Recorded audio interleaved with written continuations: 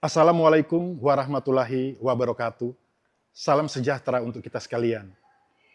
Menanggapi perkembangan saat ini terkait harga BBM, perlu kami sampaikan bahwa harga BBM subsidi, yaitu Pertalite dan Biosolar, tidak mengalami perubahan. Harga Pertalite masih tetap di harga Rp10.000 per liter dan Biosolar di harga Rp6.800 per liter, sesuai ketentuan yang ditetapkan pemerintah.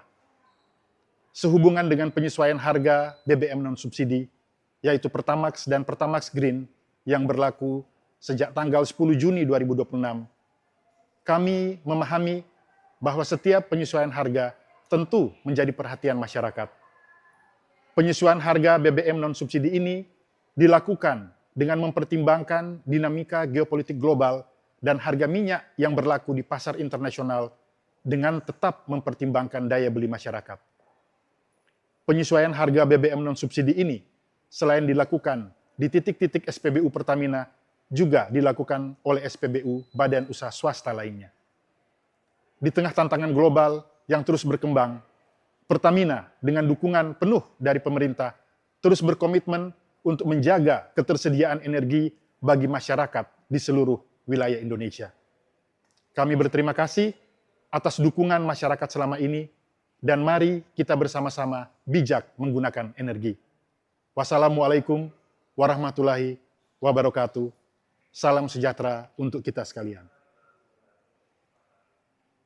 Harga bahan bakar minyak non-subsidi Pertamina seperti Pertamax Turbo, Dexlite, dan Pertamina Dex kembali mengalami kenaikan per Senin kemarin.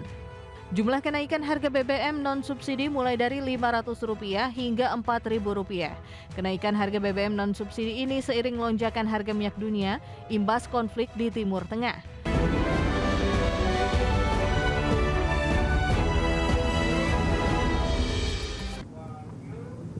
Kembali bersama kami, pemirsa. Harga bahan bakar minyak non-subsidi Pertamina seperti Pertamax Turbo, Dexlite, dan Pertamina Dex kembali mengalami kenaikan mulai dari Rp500 hingga Rp4.000. Ya, kenaikan harga BBM non-subsidi ini seiring lonjakan harga minyak dunia imbas konflik di Timur Tengah.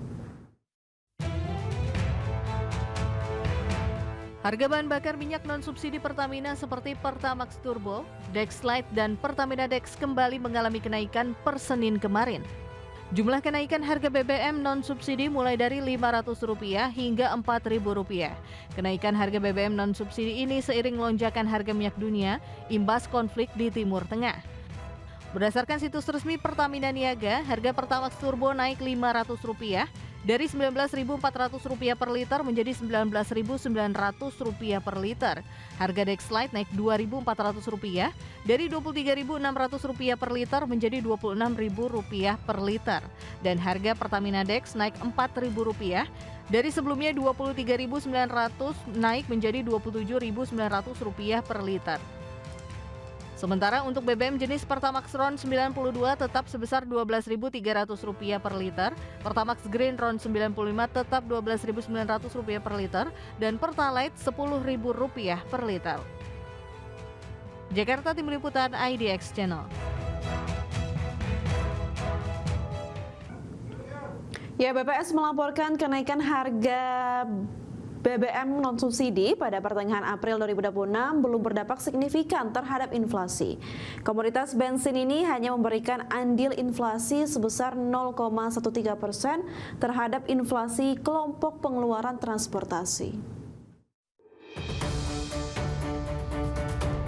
Badan Pusat Statistik melaporkan kenaikan harga BBM non-subsidi pada pertengahan April 2026 belum memberikan dampak yang signifikan terhadap inflasi.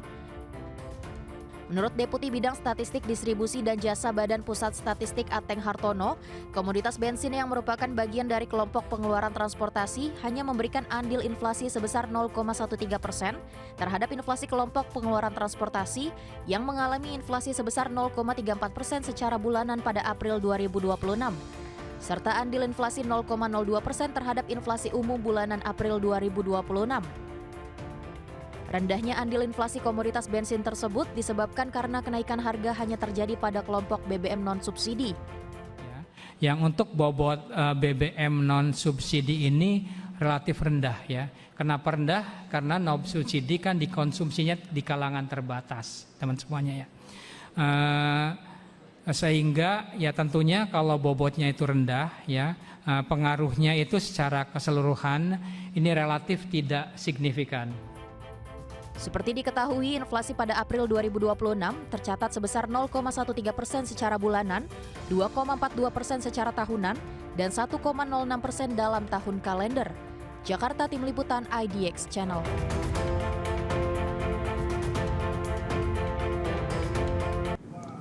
Kembali bersama kami di Prime Market Highlights, pemirsa. Pusat Komando Amerika Serikat mengumumkan akan mengirimkan 15.000 prajurit dan 100 pesawat untuk mendukung Project Freedom dari Presiden Trump. Ya, operasi pembebasan kapal di Selat Hormuz dimulai Senin pagi waktu Timur Tengah. Senin pagi, Amerika Serikat memulai operasi pembebasan kapal-kapal yang terjebak di Selat Hormuz. Untuk mendukung operasi pembebasan ini, Pusat Komando Amerika Serikat mengumumkan akan 15.000 prajurit, kapal perusak rudal, 100 pesawat berbasis darat dan udara, multiplatform tak berawak seperti drone, kendaraan darat militer, dan kapal selam tak berawak. 15.000 prajurit ini akan menambah kekuatan baru Amerika Serikat di perairan Timur Tengah. Operasi pembebasan dipimpin Presiden Amerika Serikat Donald Trump. Melalui akun media sosialnya di Truth Social, Trump mengaku diminta banyak negara untuk membantu membebaskan kapal-kapal mereka yang terjebak di Hormuz. Trump mengaku sudah berdiskusi dengan Iran terkait hal ini. Operasi pembebasan dimulai Senin pagi waktu Timur Tengah. Trump menilai kapal-kapal di bawah perusahaan dan negara-negara tersebut tidak terlibat konflik dan harus dibebaskan segera. Terlebih banyak dari mereka yang sudah kekurangan makanan. Namun Trump juga mengancam jika operasi pembebasan yang menurut Trump merupakan operasi kemanusiaan ini menerima gangguan, ia tak segan akan menangani gangguan dengan cara tegas. Namun Komandan Pusat Amerika Serikat Brad Cooper melalui rilis Pusat Komando Amerika juga mengingatkan Amerika akan tetap mempertahankan blokadenya di Selat Hormuz. Sementara Iran hingga saat ini belum juga mengizinkan blokade Hormuz dibuka. Berbagai sumber untuk Adex Channel.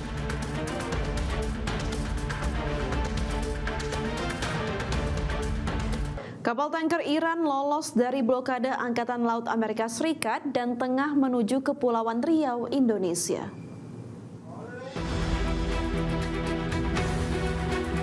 Kapal tanker Super Iran kedua telah memasuki Selat Lombok, Indonesia.